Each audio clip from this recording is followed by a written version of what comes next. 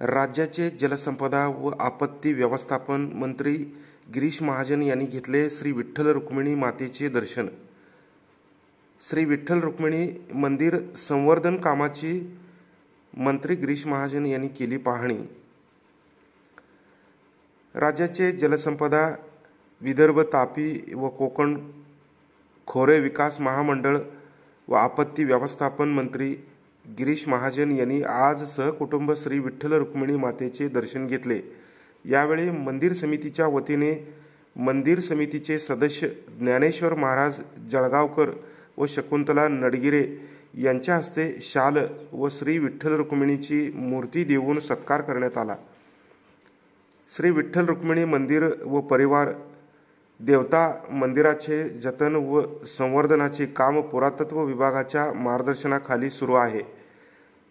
जलसंपदा व आपत्ती व्यवस्थापन मंत्री गिरीश महाजन यांनी सदर कामांची पाहणी करून पुरातत्व विभाग व संबंधित कंत्राटदारांनी सदर कामास गती देऊन वेळेत व गुणवत्तापूर्ण करावीत अशा सूचना यावेळी दिल्या।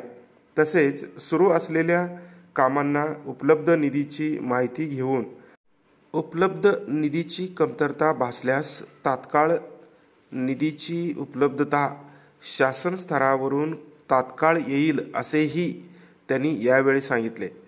यावेळी आमदार समाधान आवताडे, माजी आमदार प्रशांत परिचारक, सोलापूर शहर पोलीस आयुक्त एम राजकुमार, उपविभागीय अधिकारी सचिन इतापे, उपविभागीय पोलीस अधिकारी डॉक्टर अर्जुन भोसले, जलसंपदा विभागाचे अधीक्षक अभियंता श्री खांडेकर, प्रभारी तहसीलदार सचिन मुळीक, कार्यकारी अभियंता सोमेशेखर हरसुरे, जिल्हा आपत्ती व्यवस्थापन अधिकारी शक्तिसागर ढोले यांच्यासह मान्यवर पदाधिकारी उपस्थित होते।